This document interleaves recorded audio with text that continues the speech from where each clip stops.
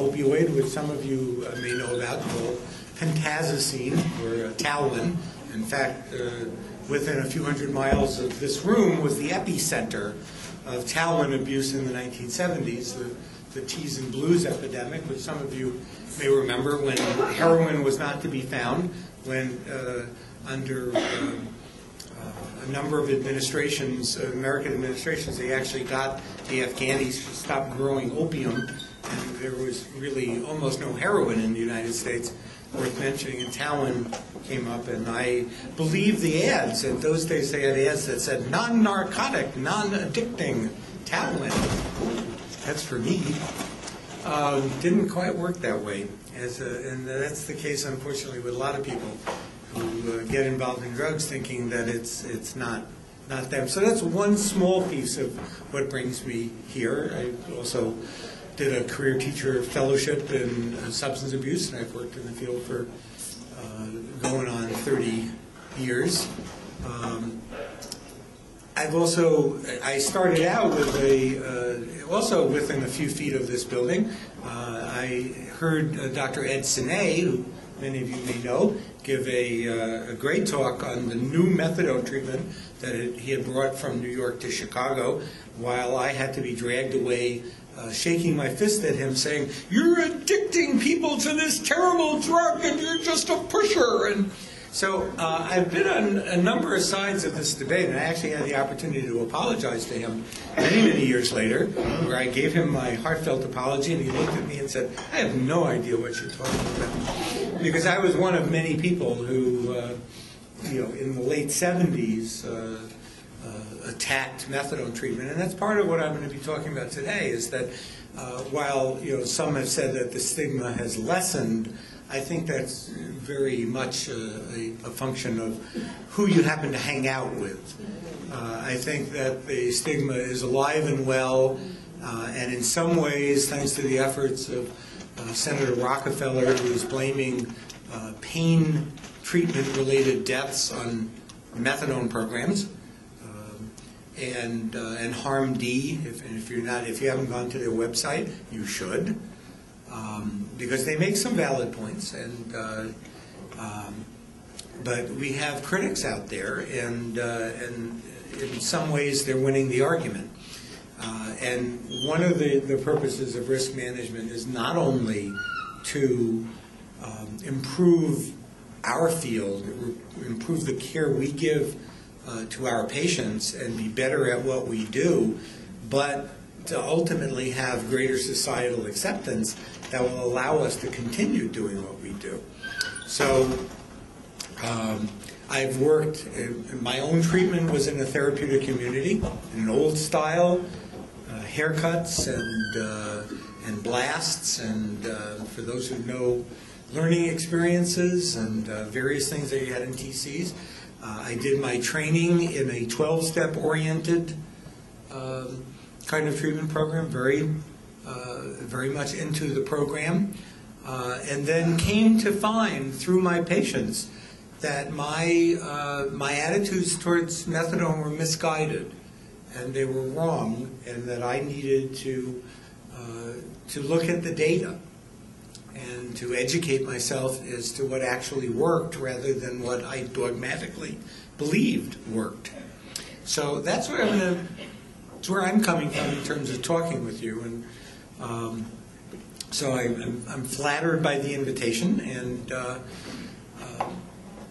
hope that I can influence you to be agents of change in your own programs.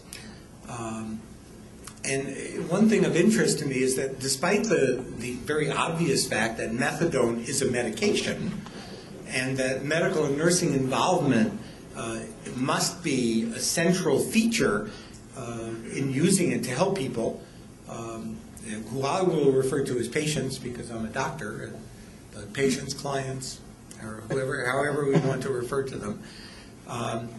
Physicians and nurses, for the most part, have rarely been central in methadone treatment. A number of clinical decisions that affect patient safety and influence positive and negative outcomes really, in many ways, do not involve physicians or nurses. And I am constantly struck, and I mean, another thing that brings me here is I do a substantial amount now of medical legal work. I send cases of people who are, where there's an allegation of injury in a patient or in a third party in a methadone program.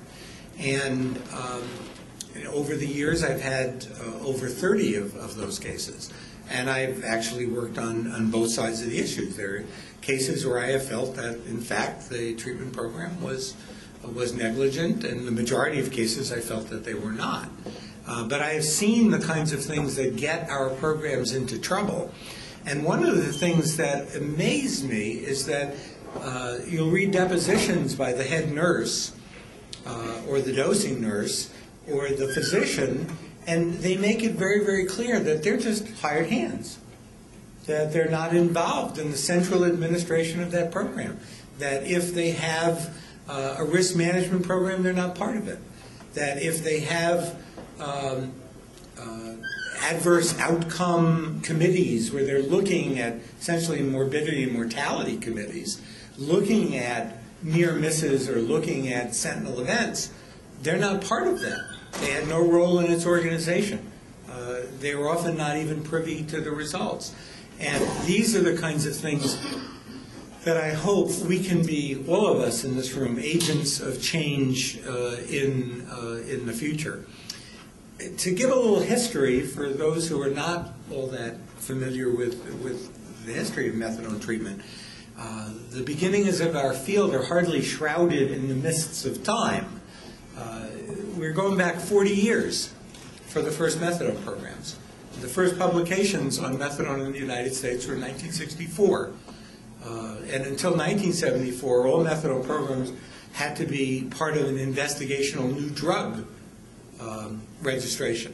That basically, your program was an experiment. It wasn't until 1974 that changed.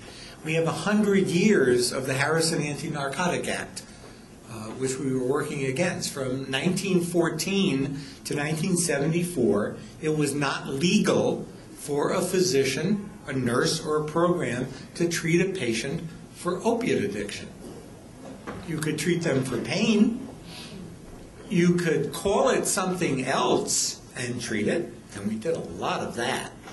So we were treating depressive neurosis, and we were treating this, that, and the other thing. But if you called it narcotic addiction, you were committing a felony if you treated it with an opiate. The appropriate place, according to the federal government, for that treatment were in the federal prisons at Leavenworth and I think in Topeka, I'm not sure where else. So most of us, you know, again, prior to 1964, these patients had essentially no hope. And from 1964 to 1974, if they could find some of the visionaries like Ed Sinet and Vincent Dole and Marie Neiswander, they might be able to find some help. And in 1974, we began to be able to treat these folks. When they published their seminal work in JAMA, which stands to this day, with an incredibly small number of patients, phenomenally robust results were obtained that people who were maintained on methadone did not continue to use drugs and did not commit crimes, and those who were on placebo did both of those things. And no study that has been done since has really shown anything otherwise. About, again, 10 years passed between 64 and 74 when the Narcotic Addict Treatment Act of 1974 passed. And then we would have 30 more years until the Drug Addiction Treatment, the Drug Addict Treatment Act passed in 2000, which allowed two things. It allowed office-based opioid treatment with buprenorphine, and it also allowed something which is really not taken off, is the medical management of stable methadone patients in other than methadone programs, in private practice-based programs, of which only a handful exist, all in medical centers in New York and Los Angeles and some other places. And even after the passage of that act in 2000, it was 3 years before we got the drug. So buprenorphine was not released clinically in the forms of Suboxone and Subutex until 2003. So the United States has a long history of taking a punitive and criminal justice approach to what is an individual and public health issue of opioid addiction. Even after 1974, sick and suffering people remain stigmatized by programs in which they were routinely, unfortunately, dehumanized, treated in a virtually prison-like environment, subjected to a number of conditions that many people find humiliating, including, quote, piss tests, being observed while urinating, including people who have significant issues of sexual trauma, who are being watched while they urinate, body searches, interdiction of even talking on the line can be an indication for discharge from some programs. However, when you compare this to the self-dehumanization that those of us who have opioid addiction subjected ourselves to, this was pretty good. I mean, it was a lot better than we had in the past. So, treatment in a methadone program was really a walk in the park compared to being a heroin addict. And those patients who give me the baloney of, it's the liquid handcuffs, I have a number of stories I can tell them about the handcuffs that they have put themselves into. And I think we all have to be aware of this.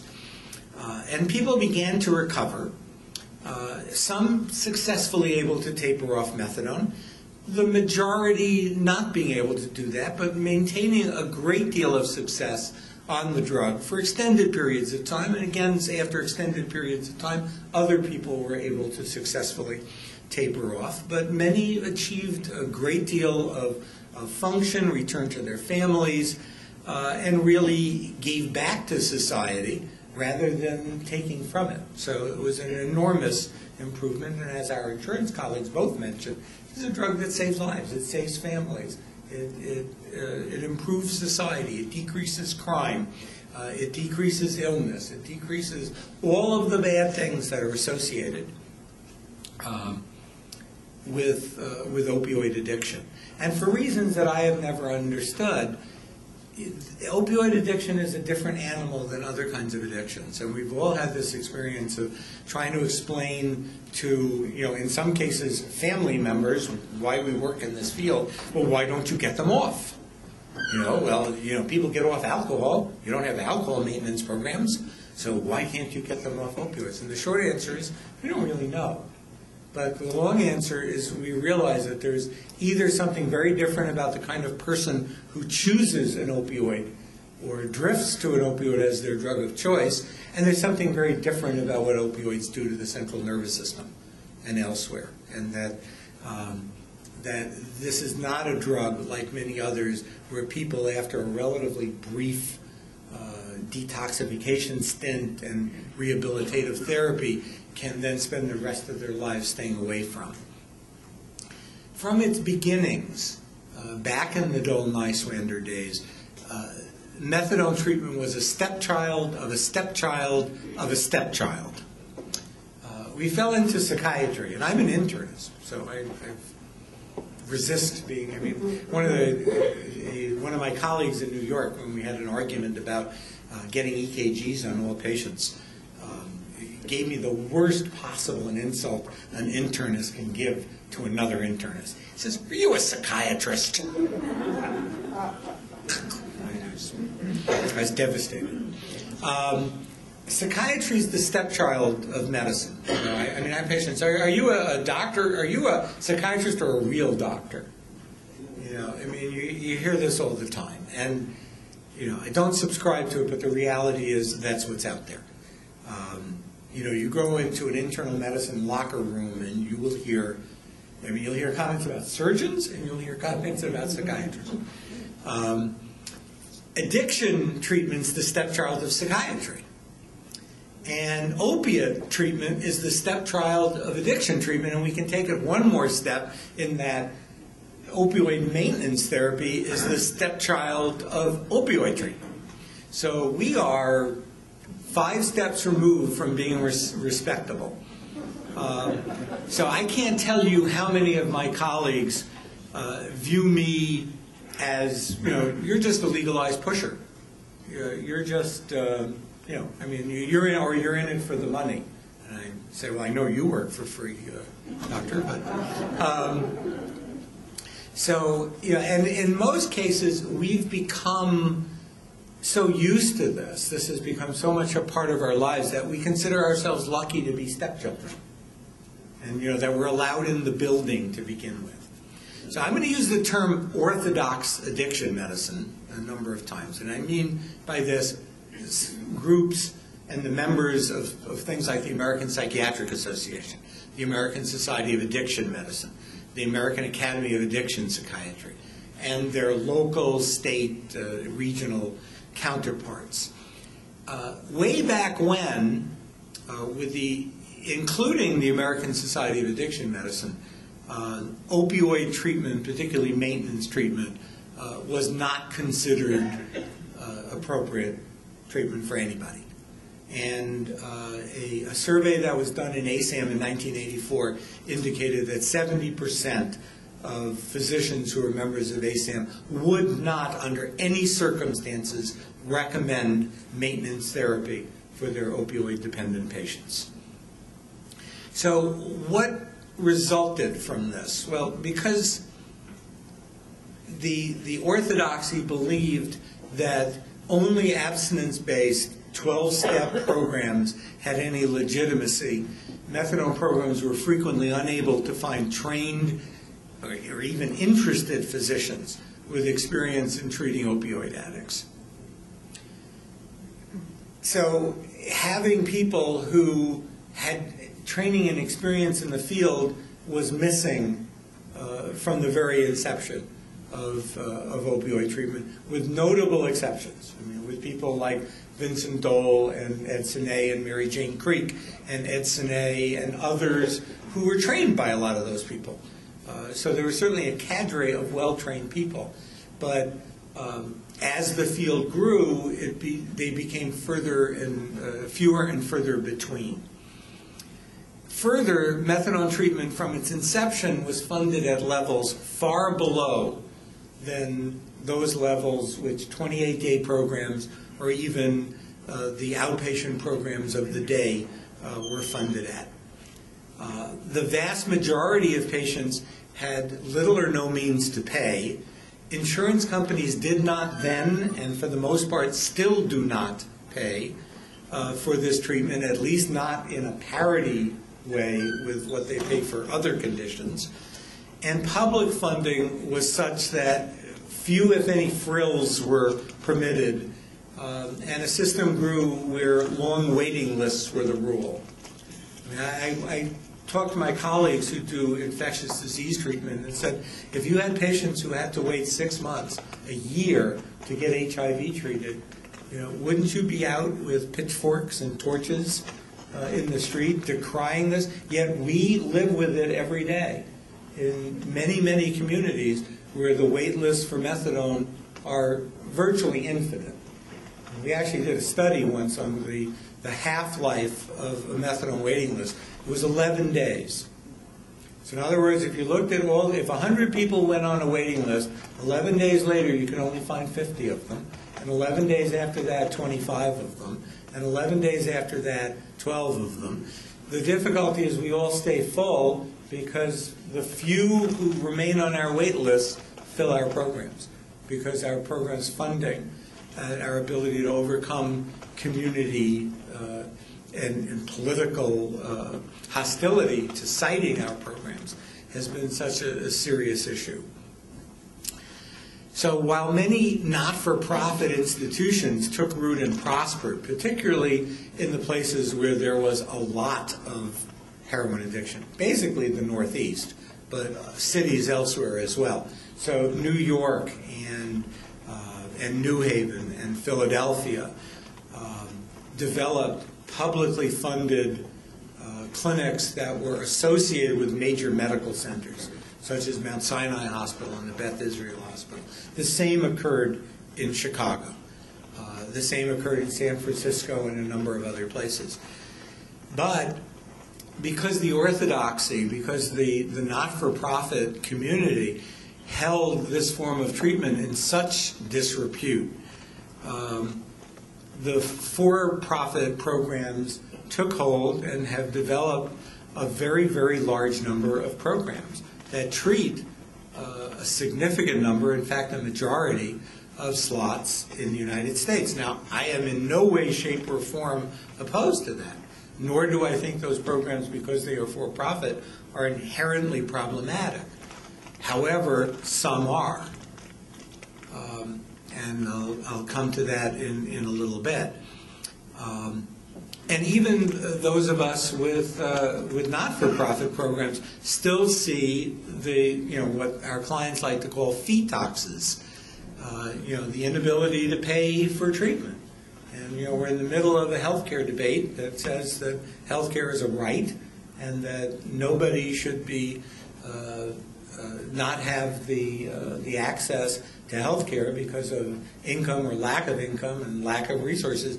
Yet we are forced, in part because of the incredibly low rates at which we're funded, to do this, and for-profit programs are much more likely to do that and to not have scholarship systems or other kinds of systems than not-for-profit programs. We also, because of the incredible pressures on our program and so many people trying to claw their way in to the door, is that we routinely discharge people for manifesting their disease, i.e. using drugs. They're drug users. They use drugs. One of the first programs I worked in had a three-strike and you're out rule. Your first positive urine, first they wouldn't give anybody more than 40 milligrams without an act of Congress. Then second, you were given a month, and if your first urine after a month was positive, you were on warning. Your second positive, you were on final warning. And they did step up your group involvement. They put you in a higher participation group. And on your third positive, you were discharged. That program had a 70% attrition rate over the course of a year. They stayed full. They made, they were profitable because there were plenty of people coming in. But what happened to those that they rejected? They were back to being sick and suffering and back to the streets. And again, many for-profit programs really excel in care and do a very, very good job. But unfortunately, the need to turn a profit often trumps the approach that we would all like to consider as being best practices. And in fact, often what happens is that federal and state floors, the minimum that you have to require, actually often become the maximum that is provided. So the floor becomes the ceiling. And again, the federal requirements for 10 urines per year and 10 counseling sessions per year can do very, very little to motivate individual change. And the fact that many of our patients do find their way into recovery, to me, is somewhat miraculous, considering how little we are given to be able to help them. I did an informal survey when I was a career teacher. That was one of my publications.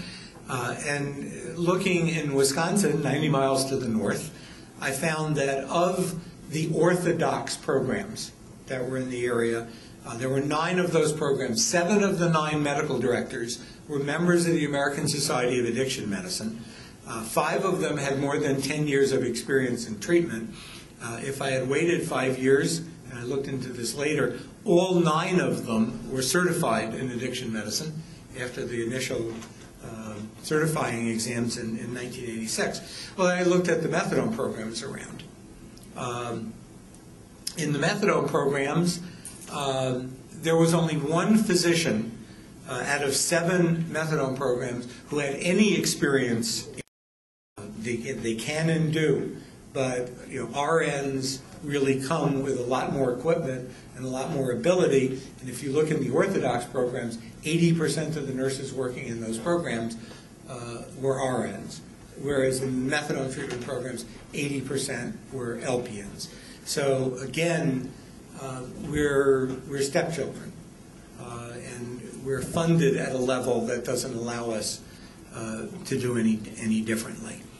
Now, we've made progress from these poor initial conditions, in no small part due to the efforts of what was then the American Methadone Treatment Association, AMTA, which started in 1984, and is now the American Association for the Treatment of Opioid Dependency, ATOD, as well as some improvements in getting dedicated people within state regulatory agencies who actually knew something about chemical dependency in general and methadone in particular. This is still not the case in all states.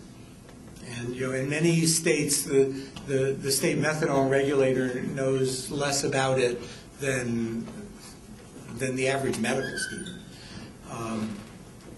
The efforts of CARF and JACO, the accreditation bodies, has also made a difference, although that difference has been more on the administrative and therapy end, the counseling end, than I think it has on the medical and nursing front. And I would certainly like to see improvement in that area. The move from FDA and to some extent DEA oversight to CSAT has also helped a great deal, in that we're working with clinicians who have a better understanding of what we want to do, and the administrative folk in those programs reflect that better clinical understanding. But we're still in a situation where trained physicians with ASAM credentials, American Osteopathic Association, or AAAP accreditation remains the exception. And registered nurses with addiction certification is an even more exceptional commodity. In many programs, and I would tell you that I would view even one program to be one too many, there are really physicians with no prior interest or experience working in methadone programs who are given little opportunity or incentive to improve their training. The requirement in Rhode Island to be a methadone program medical director is a demonstrated interest in methadone treatment. I asked our regulator what that meant, and she said it meant they applied for the job. In Massachusetts, there is actually a requirement that you have ASAM or AAAP accreditation, you're working towards it, or you have accumulated 60 hours over the last 5 years of CME credits. That is in the regulations. It has never been enforced. That when programs are licensed, a waiver is given, and that waiver is never looked into. So physicians who are retired gynecologists or pathologists are hired, told to do a history and physical, usually drawing a straight line down the normal column and initiating a protocol. And 30 years ago, this was the rule, and there were very few exceptions. Now there are a lot more exceptions, but there are way too many programs. And I think some of the cases we presented are from programs that sort of still live by this cookie-cutter kind of protocol-driven fashion. Nursing staff are given little formal training and assessment. They must go safely while keeping the line moving.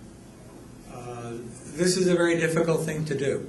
Again, having a nurse available to see someone in a private setting where someone has alerted that nurse that there may be a problem with the patient, so a reasonable assessment can be done, not involving having a patient do finger-to-nose testing or tandem gait on the line at the window, again, is a rare commodity.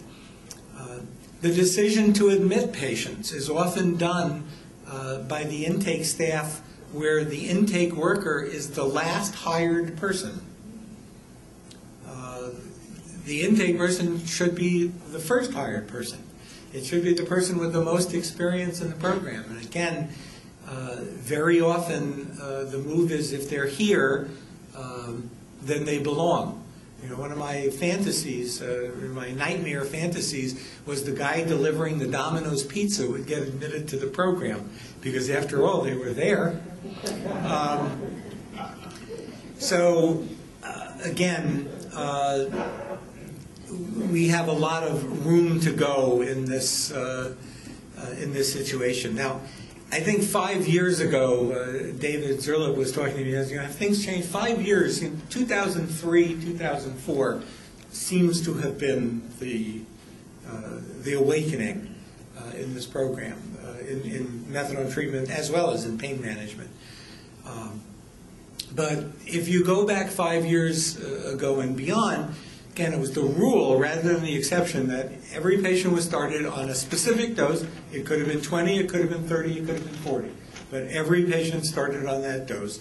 They were raised at a particular level. It could have been 10 a day, it could have been 5 a day. It was either done as a standing order or it was done with nursing discretion with no guidance as to how nurses made those decisions, and no protocols regarding patient assessment. How much they used prior to admission may have been queried, it may have been documented, but it played little or no role in the dosing decisions. How much or how little withdrawal, as we see in the Mary T case, ditto. Didn't really play a role. Whether they were on a passel of other medications, including benzodiazepines, ditto once more. Whether they had underlying medical problems, ditto. One size fits all. We are paying for that now. And on the other side, there were programs that erred, as I mentioned, in the other direction, but also did it in a cookie-cutter fashion. Every patient was treated the same. So there were low-dose programs. And I remember discussions with people, well, we're a low-dose program. I said, I'm an internist. Can I find a low-dose insulin program? I'm sorry, we don't give more than 30 units of insulin. I don't care what your blood sugar is. I only give 12.5 of hydrochlorothiazide.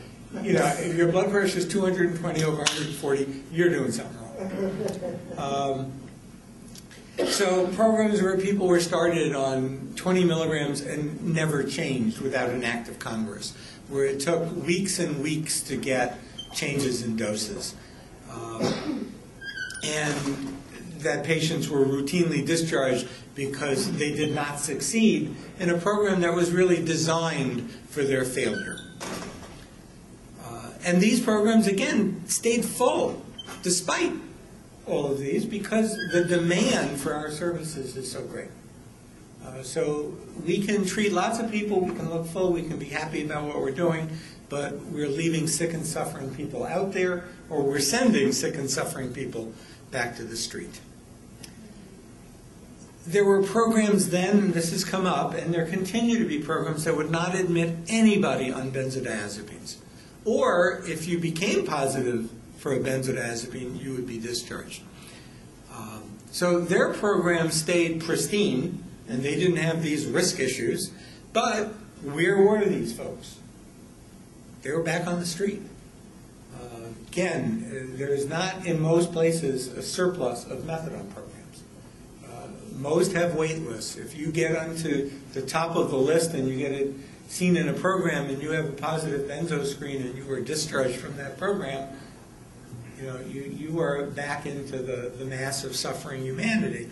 And I take some exception. I know that I agree with Lisa that I think that the majority, and perhaps an overwhelming majority, of people using benzodiazepines who are abusing opioids they're not using, they are abusing those benzodiazepines. And clearly those folks are too dangerous to treat. So that an appropriate detoxification from benzodiazepines, or at least an assessment as to whether, if their use is episodic, they may not need detoxification, but if they're using it regularly, the other quandary we face our patients with is there are very few programs that know how to do a decent benzodiazepine detoxification. Public and private programs routinely do 5 or 7 or 10-day tapers from some fixed dose of benzodiazepine, which is totally inadequate and has virtually 100% relapse rate. And if the underlying psychiatric issues for which they're taking the benzos, again, these folks are trying to dissociate from something real bad, and we have to be there to help them deal with that. And telling people what they shouldn't do, like don't take benzos, is not all that helpful if we're not telling them what they should do, and that we're able to help them access that. And those are few and far between. So I think there are patients, and my focus in my program is to do individual assessment of people on benzodiazepines, and I have patients where I am prescribing the benzodiazepines because it's what they need. Now clearly there are risks during the titration for driving and other issues, and that we have other cases to talk about that, and that certainly needs to be part of our risk management strategy. So brings us to today. I've already talked about some of the things that I think have has altered this landscape in terms of the risk population, and I'll mention them again. One, we are in a more litigious situation in the United States. We have more lawyers. There was a great song done several years ago when Rick said we had 1.2 million lawyers. One of my favorite folk singers, Tom Paxton, had a song called 1 Million Lawyers at the time when we hit 1 million lawyers. And if you never heard it, find it. It's a very funny song. But there's a lot of lawyers out there, and they're looking for work. And we are a growth industry for those lawyers. Secondly, we are seeing new populations. We're seeing, again, if you look back to the bad old days, who are our patients? They were middle-aged heroin addicts. They were people in their 30s and 40s who, if they had ever worked, they weren't working now. They were estranged from their families. They weren't receiving medical care for virtually anything. They were not on other medications. When they died quietly and anonymously, and nobody was really interested in them. Who do we have now? Failed pain patients with lives and spouses and jobs who got into trouble with 180 milligrams of OxyContin, switched to heroin, but they know they have rights, and they know how they're supposed to be treated because they've been treated that way before. Our previous patients didn't know how they should be treated. And unfortunately, we took advantage of that. And again, I don't know whether these deaths were occurring and I just didn't know about them. And there's no way I can find that out. But it sometimes causes me difficult sleep because I don't think this came out of nowhere. We've got people on all of these other drugs, many of which have incredible influences on methadone concentrations in blood. So, there's a whole list of pages and pages and pages, and you can't memorize it. You need a computer program. I used to keep most of it in my head. I can't anymore, partly because my head doesn't work as well as it used to, but also because there's just too many of them. But there are computer programs that can deal with this. And then we have the logistical issues, as somebody raised to me at the lunch break. How do I find out what drugs the patient's on? They won't sign a release. What do I do if they won't tell me what they're on? What do I do? I mean, most of the drugs that they may be on aren't going to turn urine positive. There are antibiotics like clarithromycin that can kill someone on methadone in 3 days. And I've seen 2 cases of that. Clarithromycin can double serum methanol levels in 3 days. High doses of, and azithromycin doesn't. So, I mean, there are things that your medical people have to know and have to disseminate to the people who work in your programs.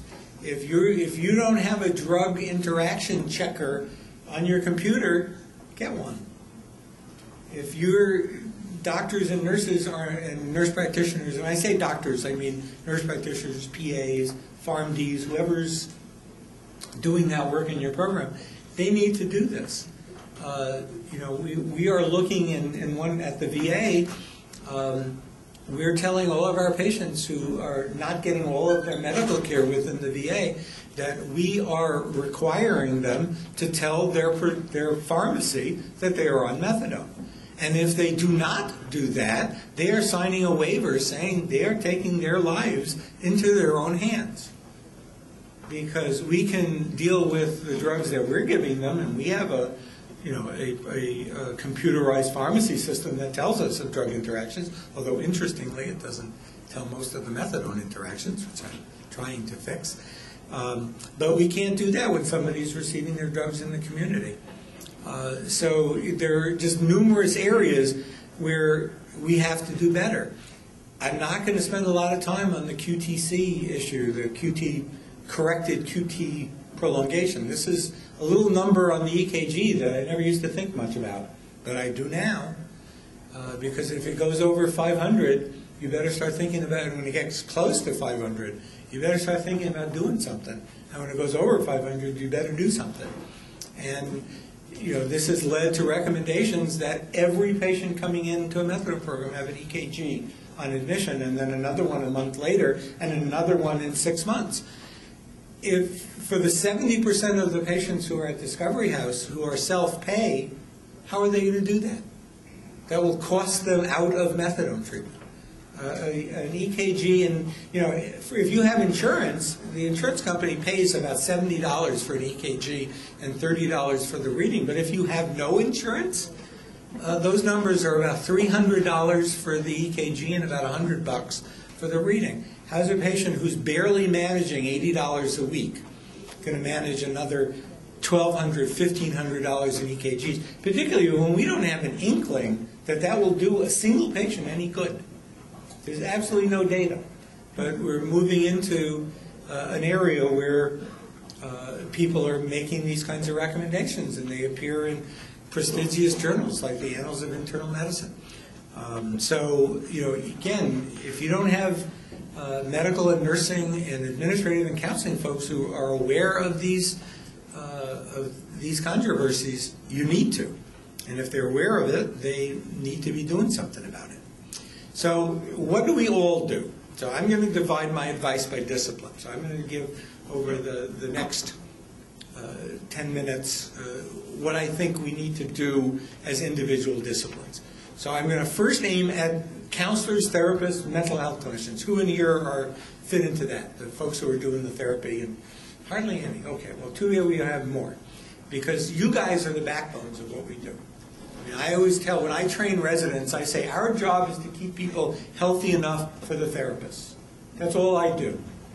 If I don't have somebody stable, if I have somebody either on too much or too little of my medications, then therapists can't do their job. I don't know how to do that job. I'm an internist. I have the easy job. Lungs, livers, kidneys, that's my thing. You guys are dealing with their souls, their minds, their spirits.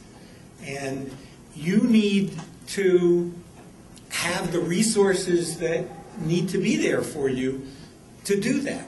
And that means good doctors, good nurses, and an administration that is supporting you. And those of you who are credentialed in your master's level and you're working towards other things and you're doing certifications and you're learning EMDR or you're doing whatever it is you're doing, keep doing that. Those of you who are either aren't or you're around people who aren't, encourage them to do so. Because this has been a field of experiential counseling. In the old therapeutic community days, that was the only credential you needed. You've been there. Well, having made a whole lot of mistakes in your life is not necessarily a very good way to tell other people how not to make those same mistakes. In some cases it helps, and in other cases it does as much harm as good. And I'm not a believer that you have to have been there, to be able to treat people. I mean, I'm a prostate cancer survivor. My oncologist has not had cancer. That doesn't bother me a single bit, because what I'm interested in is his training and experience and knowledge base, not whether he's been there or not. Nursing staff are really, how many nurses? Not too many of those either. Well, you guys are the heart and soul of the program, because you're the ones who see people every day. You really get to know them in some ways almost as well as the person that they're giving their fees to. That's the person who actually knows the most about patients. And we hardly ever talk to them. And they really should be part of administrative meetings, because they often have the greatest insight. you really need to insist that you're trained in all the important aspects of treatment, that you know how to assess a patient for impairment, that you know how to do what cops are taught to do, a field sobriety test, that you understand how to do a neurological exam. It's not hard. It takes 5 minutes to do. It can actually be done at the window, but I wouldn't do it when you've got 20 people behind it. So, you know, all too often the nursing staff are taught how to use the computer hardware, how to do the dosing pipette, and how to enter their notes, rather than learning how to assess people. And you have to insist, you know, nurses have a long history of making doctors look good, but you have to insist that the doctors who are supervising you know at least as much as you do, and ideally at least be a half step ahead. And again, that's true of physician assistants, nurse practitioners, advanced practice nurses. Now, I'd like to say that the medical folks are the brains of the outfit, but all too often we have not been. Again, we've been an H&P machine attached to a protocol signing machine, and that has to change. So, you know, we have to be able to hit the ground running. If for those of you who have people who are either new to this field, you got to train up, and you got to train up quickly. You need to identify mentors in your area. Find the physicians, again, nurse practitioners, others who know about this field. The American Society of Addiction Medicine has a mentoring program now, the PCSS program, where you can get, this started with buprenorphine, has been very successful, has now been extended to methadone. And at asam.org, you can connect with the mentoring program to have somebody who's willing to either, you know, by phone or email or even visit, or you're visiting their program, show you the ropes. You have to, you really have to train yourself up. You have to learn how to read what's in this field. If you haven't read tip 40 pretty much cover to cover and tip 43 cover to cover, get started. If you're not familiar with the reading that's available, both in terms of principles of addiction medicine, substance abuse, a comprehensive textbook, the textbook of substance abuse treatment, get them. Get one of them at least, and read them. If you're not familiar with the journals that exist, including the orthodox journals, the American Journal of Psychiatry, the Archives of General Psychiatry are replete with addiction articles, as are many medical journals, JAMA, New England Journal of Medicine, others. So we need to be the focus point of reading. You cannot know everything by your own experience. It is not possible. None of us has had enough experience. You have to read. And if that involves organizing informal journal clubs, having in-services where you present new things in the field, such as the drug interaction issues and the Qt prolongation issues, those are really extremely important. So that needs to be one of our foci as physicians and medical personnel. To the administrators, the people who run the program, how many people do we have here who run programs? Okay, a lot of people. Good. Because you're signing the checks and you're assigning the resources, and you need to provide the support to the doctors, nurses, counselors, and other support staff to be able to do their job, both that they're doing a good job and a satisfying job. It doesn't have to be state-of-the-art. I'd like it to be. It doesn't have to be superlative. It doesn't have to be best practices. I would like it to be. But you have to do a satisfactory job. You have to do work that is adequate to the task. This costs money. Now, it costs other things too. Effort and enthusiasm and talent don't necessarily cost anything. But time is money.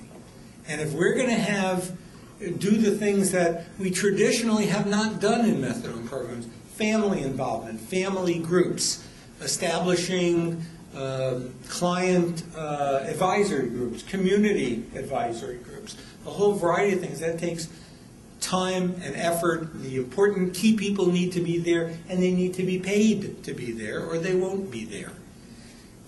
What we've had, and some of it has come from our colleagues in regulatory positions, which I said earlier, are unfunded mandates.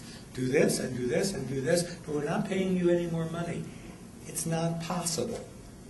So those of you who don't have the resources that you need to scream to those who are providing those resources. And try not to scream the way I scream, which is by screaming, but in reasonable, collaborative, productive, collegial ways. Because if we don't spend the money, whether we're a for-profit or a not-for-profit, we will spend it later, believe me. Yeah, I'm moving towards the end. For the final group I want to exhort are those who are in the regulatory. You are our agents, you are public servants, and you have the ultimate bully pulpit for us. Programs need to be licensed so that they can do their jobs. Why is it that an individual entering that drug-free outpatient program walks into that program and gets, since they have no education whatsoever, is put into an intensive outpatient program? Yet, if they walk into a methadone program, what they get, with notable exceptions, but what they mostly get is a methadone program. And in fact, in many cases, they can't even access an IOP because they're in one kind of treatment already.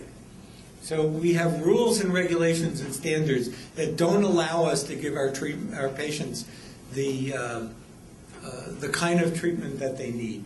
And again, it's not only funding, but it's imagination and courage and persistence and a variety of other things. We're also citizens.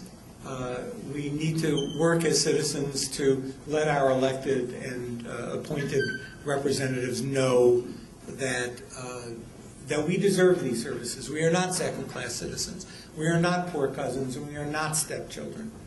And there needs to be an even playing field. We need to carefully utilize our patients and their families, and not in ways that are destructive to their own recovery.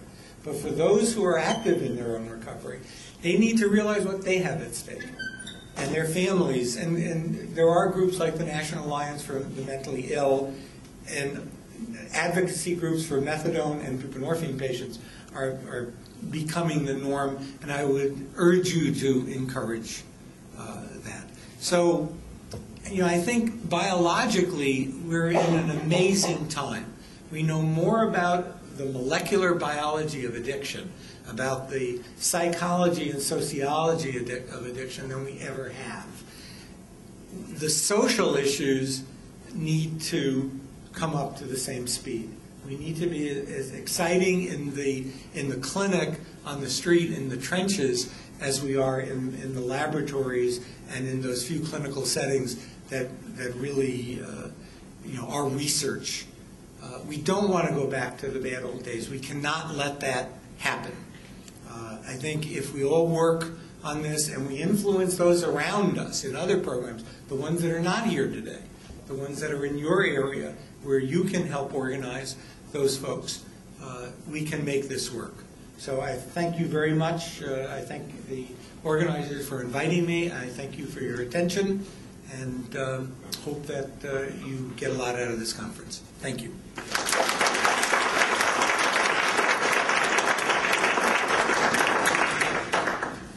I'm going to make an executive decision that we take a 5 or 10 minute break for. Oh, sorry. Before we do that, and before Dr. Wartenberg goes back to his seat, I think this is a surprise to him. But I've only known you a short time personally, but I've known of you a long time. And on behalf of those in the audience and the Institute for Research, Education, and Training in Addiction, we wanted to acknowledge that you are indeed a member of that esteemed cadre of people that you named earlier in your presentation. And to thank you with our symbol, our flame, which is the symbol of inspiration, knowledge, and hope. And we've engraved it today for Dr. Wartenberg for a career of dedicated help to those most in need and often denied. The Institute for Research, Education, and Training October 22nd, 2009. Thank you.